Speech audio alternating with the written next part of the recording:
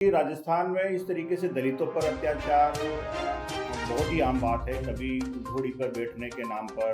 कभी मूंछ रख लेने के नाम पर।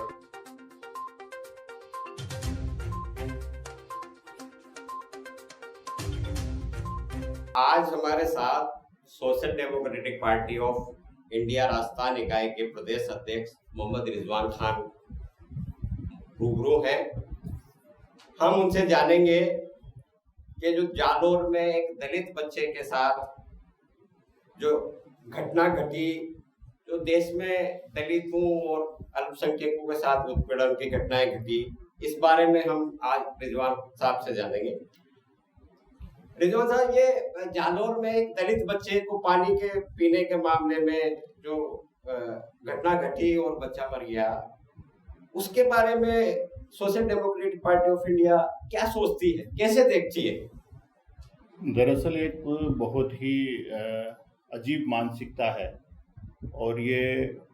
सैकड़ों साल से इस देश को पूरी तरीके से इसने दीमक की तरह चाटा हुआ है। और ये एक ऐसी मानसिकता है जिसमें उच्च जाति और निम्न जाति इस तरीके की सोच और छुआछूत और भेदभाव,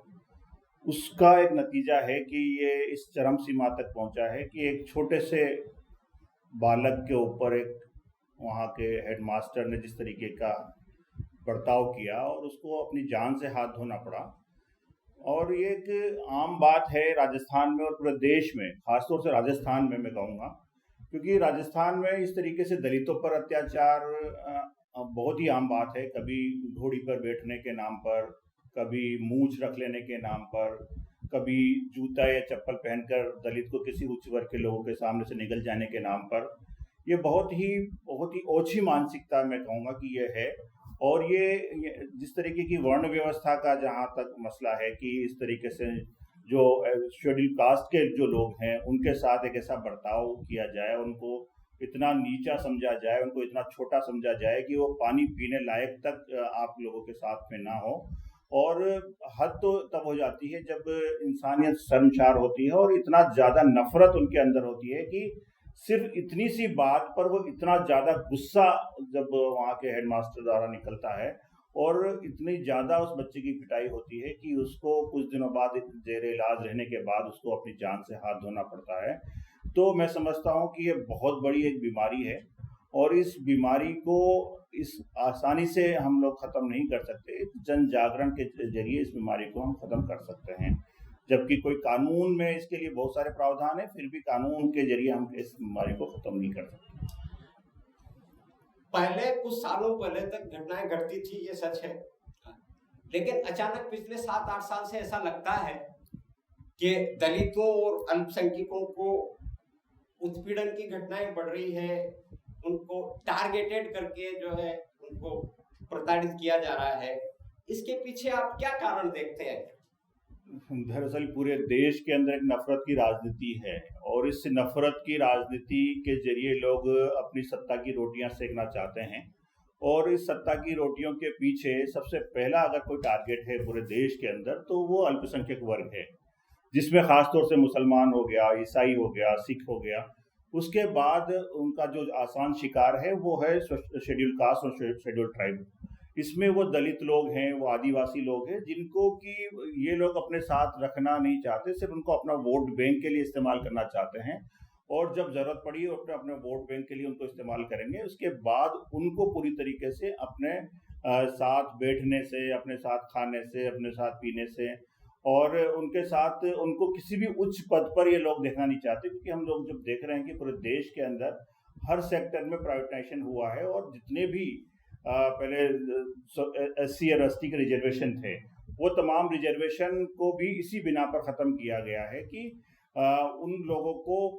जो अभी तक कुछ रिजर्वेशन बाबा साहब भीमराव अम्बेडकर ने जब संविधान में इस तरीके का प्रावधान था कि इन लोगों के कहीं आर्थिक स्थिति और सामाजिक स्थिति को सही करने के लिए रिजर्वेशन का जो प्लान था, उसमें मैं समझता हूँ कि उसमें बहुत ज़्यादा सेंध मारी हुई है और जितना भी निजीकरण हुआ है उसमें पूरी तरीके से इस रिजर्वेशन को ख़त्म करके और इन लोगों के साथ जो बर्ताव और भेदभाव किया गया और जो नफरत की राजनीति पूरे देश के अंदर चल रही है, ये उसी का एक नतीजा है, मैं समझता हूँ।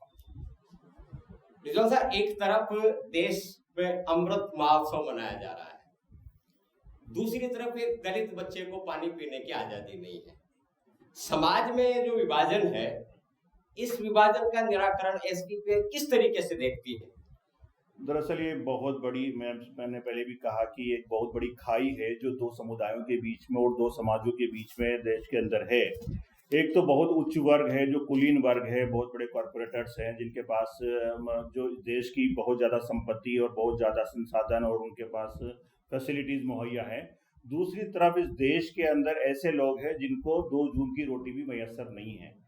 तो ये एक बीच में जो गैप है, ये मैं समझता हूँ कि अमृत महोत्सव 75 साल देश की आज़ादी के होना ये एक अलग बात है, पर इस 75 साल होने के बाद भी क्या देश के उन गरीब लोगों तक सुविधाएं पहुंच पाई क्या? आज भी लोग इतनी छोटी सोच रखकर, क्योंकि एक उच्च वर्ग के आदमी के साथ तो किसी तरीके का कोई दुर्व्यवहार पूरे देश के अंदर नहीं होता है, और एक जिन आदमियों को हम गरीब कहते हैं, जो लो पॉवर्टी लाइन है और जो एससी हैं, जो एसटीज हैं और जो अल्पसंख्यक बिरादरी के लोग हैं, ओबीसी के लोग हैं, उनके साथ जो बर्ताव है वो अपने आप में एक शर्मसार करने वाला और एक बहुत ही निंदनीय एक उनके साथ जो बर्ताव है, और ये बहुत बड़ी खाई है दोनों समुदायों के बीच में। मैं समझता हूँ कि अमृत महोत्सव की खुशियाँ जो है वो सिर्फ इतना सा हो सकता है कि हमें आज़ादी के 75 साल आज़ाद हुए हो गए, इतने तक काफ़ी है, पर हम लोग क्या उनको बेसिक जो फैसिलिटीज़ है वो क्या प्रोवाइड करा पाए क्या? मैं नहीं समझता कि ऐसे वक्त में जिस दिन हम अमृत महोत्सव मना रहे हैं एक तरफ, और एक तरफ देश के अंदर एक खबर, पूरे देश के अंदर पूरे अंतर्राष्ट्रीय मीडिया उस खबर को उठा रहा है कि एक दलित बच्चे को सिर्फ इसलिए मार दिया जाता है कि वो एक टीचर की मटकी से पानी पी लेता है या उस मटकी को छू लेता है। तो ये इसी घटना को मैं समझता हूँ कि बहुत बड़ा एक समाज के अंदर एक बहुत बड़ी खाई है, और इस खाई को पाटने के लिए बहुत बड़े प्रयास करने पड़ेंगे, और सिर्फ वो कहने से काम नहीं चलने वाला, और दिखावे का एक अमृत महोत्सव नहीं बना के असलियत में हमें इस देश के हर जाति, धर्म, समुदाय के लोगों के लिए अमृत माहौल पैदा करना पड़ेगा, ताकि हम लोग उनको सही तरीके से सही उनका उत्थान करने में कामयाब हो सके। सर, एक तरफ सरकार कहती है सबका साथ और सबका विकास, और दूसरी तरफ देखा जाता है कि आए दिन दलित और अल्पसंख्यकों को इस तरह से निशाना बनाया जाता है, उनके साथ भेदभाव किया जाता है, तो उसे आप किस नजरिए से देखते हैं? दरअसल ये पूरा जो मसला है ये एक सोची समझी रणनीति का एक हिस्सा है, और इसमें बाकायदा मैंने अभी भी कहा कि ये वोट की फसल काटने का एक तरीका है, और ये नफरत को इस अंदाज में पैदा की जाए कि इसमें बाकायदा ध्रुवीकरण हो जाए वोटों का, और लोग को ये लगने लगे कि हम जो हमारी सरकार है, जो हमारे सत्ता अभी जिन लोगों के हाथ में है, जो ऐसे फासिस्ट ताकतें हैं, वो हमारे ही खैरख्वाह हैं, जबकि मैं समझता हूं कि वो पूरे देश के लोगों का नुकसान कर रहे हैं। एक तरफ वो लोग जो कि अल्पसंख्यक लोग हैं, एक तरफ वो लोग जो दलित हैं, ओबीसी हैं, ज़्यादा से ज़्यादा तादाद इन लोगों की बैठती है। अगर इन लोगों को विकास से बिल्कुल अलग कर दिया जाएगा, इनके साथ इस तरीके का भेदभाव और छुआछूत वाला बर्ताव किया जाएगा, तो मैं समझता हूं कि देश किसी भी हालत में ऐसे माहौल में तरक्की नहीं कर सकता। देश को तरक्की करने के लिए ऐसा माहौल चाहिए कि वो तमाम लोगों को सबका साथ, असली में सबका साथ और सबका विकास हो। दिखावे का सबका साथ और सबका विकास कहने के लिए एक जुमला सिर्फ ये है, मैं समझता हूँ जुमले से ज़्यादा सबका साथ और सबका विकास इससे ज़्यादा नहीं है। ये जो जालौर में घटना घटी, इसमें शुरुआत से प्रशासनिक लापरवाही साफ नजर आती है। घटना के बाद भी ऐसा लगता है कि प्रशासन इस पर लिपापोती कर रहा था। सरकार ने भी समय रहते हुए कदम नहीं उठाए, ये साफ लग रहा है। आप पीड़ितों को न्याय मिले, इस बारे में एसडीपीआई राजस्थान सरकार से क्या डिमांड कर रही है, क्या आगे की रणनीति है, और अगर इंसाफ नहीं मिलता है तो पार्टी का स्टैंड क्या होगा?